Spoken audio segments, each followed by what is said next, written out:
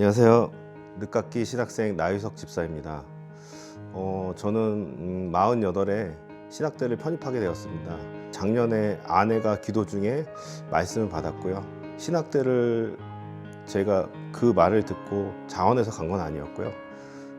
지금 이 나이에 내가 신학대를 어떻게 가나, 또한 지금 뭐 여러 가지 그때 당시에 재정적 사정도 어려웠기 때문에 회피하였습니다. 하나님 좀 부르실 거면 일찍 불러주시지, 근데 왜 나이 먹고 부르실까라고 생각했는데, 그것이 이제 하나님의 말씀이라는 거에 대해서 순종하고 신학대를 지원하게 되었습니다.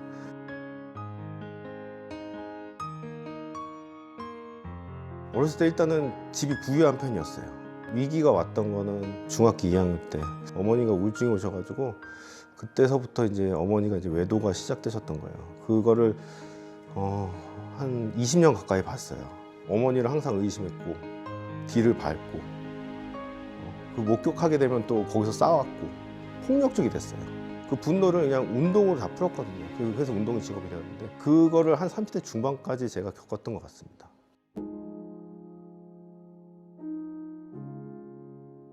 제가 믿음이 있어서 교회를 다녔던 건 아니었어요. 그때도 교회를 출석하고 있었는데 등록하고 다니지 않았어요.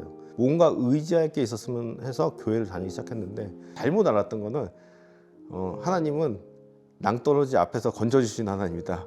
내가 무슨 죄를 저질러도 하나님 앞에 가서 회개하고 건져주시는 하나님이라, 이렇게 생각했던 거예요. 그래서 제 멋대로 살았어요. 세상의 성공을 쫓아 살았고, 정말 세상이 유혹하는 세상의 이어폰을 다 귀 속에 꽂고, 어떻게 보면 하나님 말씀을 듣지 않았고요. 자라면서 성장 배경에 그런 부족함을, 그 결핍을 죄로 채우기 시작했던 거예요.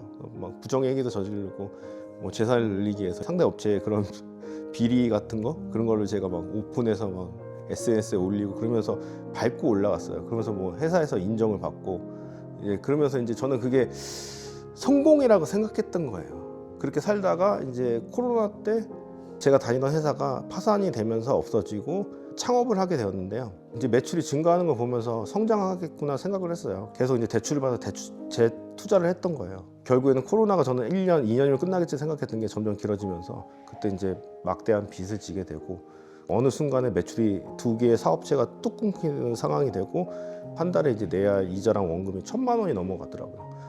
그때 이제 죽어야겠다는 생각을 했는데, 또 그 생각이 들더라고요. 예전 같았으면 아마 그냥 자살을 했을 거예요. 근데 하나님 부르시는 콜링이구나라는 또 그런 마음이 들었습니다.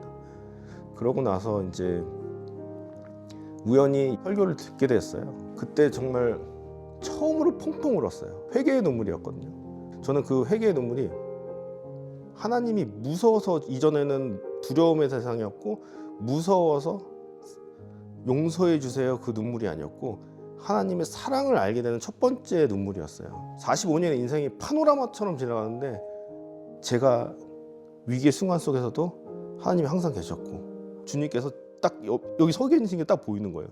그리고 내가 죄를 저질 때도, 근데 그분께서 그 위기 속에서도 나를 지켜주셨고, 또 나를 용서해 주셨고, 그렇게 나를 지켜주셔야 되는데 나는 죄를 쫓고 살았구나. 그때 그 하나님의 사랑을 처음 느꼈어요. 그러면서 그때 이제 펑펑 울었어요. 이 강야 같은 시간이 19년 12월에 시작된 거거든요. 정말 여기서 72개월이라는 시간 동안 정말 이미 죽었으면 죽었어야 돼요.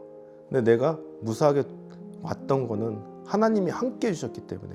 그래서 정말 이것이, 나는 강야라고 생각했는데 하나님이 함께 해주시는 것이 가나안이라는 것을 알게 되었습니다.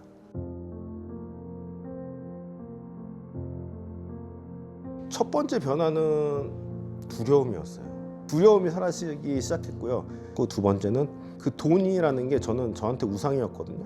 그 통장에 돈이 있으면은 오히려 그거에 넘어갈까봐 불안한 거예요. 이제 노숙자분들이나 이제 독거노인분들, 그분들한테 이제 뭐 식료품이라든지 그런 걸 흘려보내기 시작했고, 좀 더 여건이 나아진다면 그분들을 위해서 좀 살고 싶다는 생각이 들었습니다.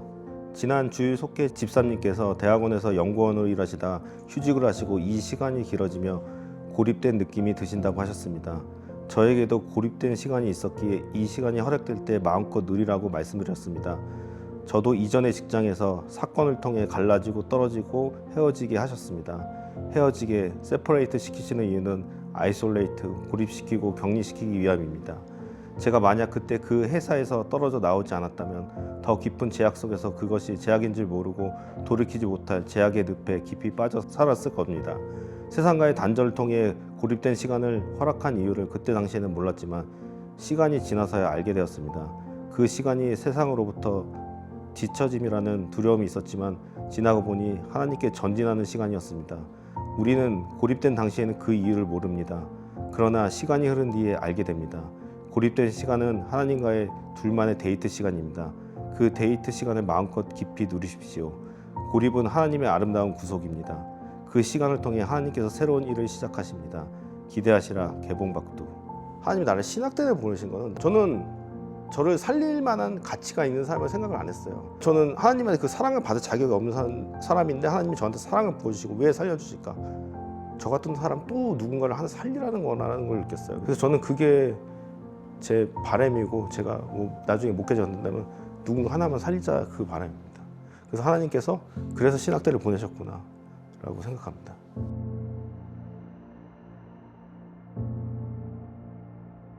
저는 이 일기라는 게 하나님이 이때 이런 마음을 주셨고 또한 그때 주셨던 마음이 또 하나님께서 이루셨구나. 나는 그때 안 될 거라 생각했던 것들이 하나님이 다 이루셨던 걸 보면서 다시 한번 나의 믿음을 점검할 수가 있어요. 하나님은 정말 실수가 없으시구나 라는 거.